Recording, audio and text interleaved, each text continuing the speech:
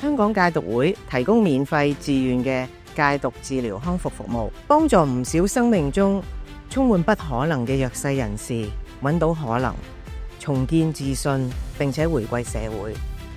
爬龍舟係我哋其中一個介入手法，而我哋龍舟隊只係成立咗短短嘅2年。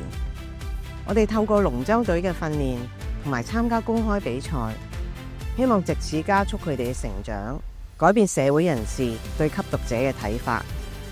咁當時我曾經帶過一啲康復員去玩咗個龍舟體驗日啦，就俾嗰個美麗嘅畫面吸引咗。咁於是我哋就一齊由零開始，一齊同佢哋一齊學習，佢開始呢個服務啦。我吸咗毒都差唔多接近20年，而家戒咗都16年。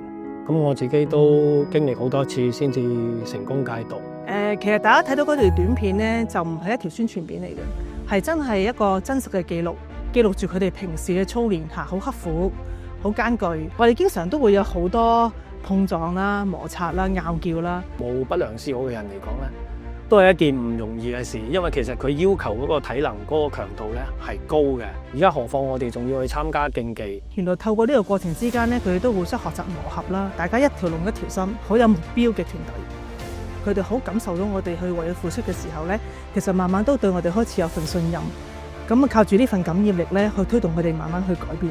龍舟呢件事好有意義，亦都見證到佢哋嘅成長。有成立咗龍舟隊以後咧，係過得最辛苦嘅，但係亦都最值得、最有意義嘅。我哋喺比賽過程嘅之間咧，出咗一個好大嘅衝突。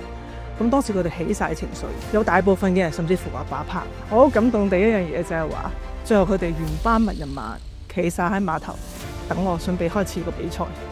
最後個心都係翻嚟條龍嗰度咯。攞獎對於我哋嚟講，我諗係對院友嘅一個肯定。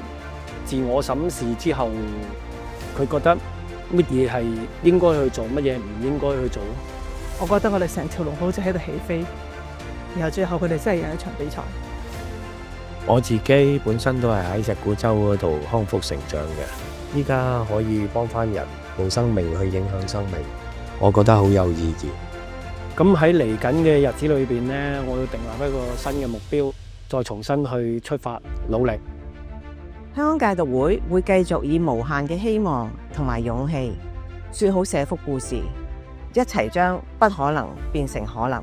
其實我哋唔係淨係幫人戒毒㗎，同時我哋都着重服務使用者嘅身心靈發展㗎。